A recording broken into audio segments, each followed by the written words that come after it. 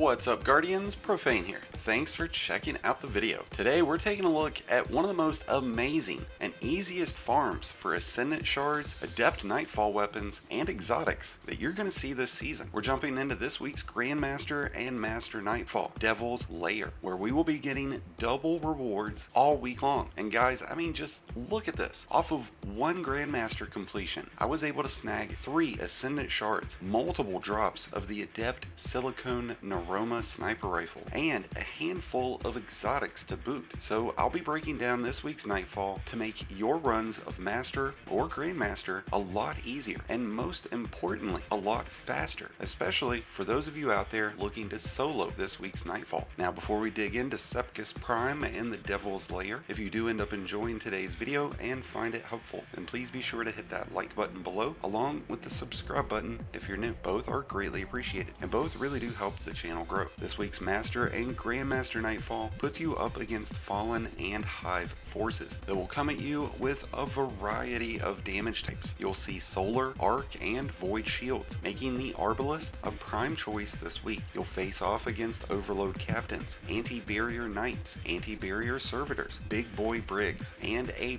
big-ass Fallen Spider, along with the final boss, Sepkus Prime. With this in mind, Layman Arc and Trinity Ghoul will make for excellent crowd control options, and the Taipan Linear Fusion Rifle will really tear through the boss at the end. There will be a ton of snipers to contend with, which makes the Sniper Resistance mod extremely important this week. Same can be said for Arc and Solar Resistance. When this Nightfall starts, you'll be out in the public area, but everything will be at a Grandmaster level, so it's best to not trade lives here. So do your team a favor and immediately dip to the far left and avoid everything up until the first Overload Captain. Take him out to ensure that you'll get platinum rewards later on, and then move onwards into the strike. Once you reach the point in which your ghost has to decrypt the fallen data, you and your team should make your way back to the crashed train freight to the far right of the room. If you hunker down here and use the tankers as cover, you can manage the waves of adds easily, much more efficiently and safely. Even having a member die here isn't going to be detrimental to you because you'll all be together. It's going to be much easier than you all splitting up on the outside perimeters. Warlocks will of course be extremely handy here to utilize rifts and well, or to drop stasis turrets to freeze the incoming adds. Hunters will want to run either a tether, a stasis build, or a gathering storm build to help with crowd control. Titans can come in clutch with a good old-fashioned bubble, but otherwise hammers is always a superior Titan build in my opinion. Once you've cleared this area and made your way outside, you'll have 2 big brigs and a fallen spider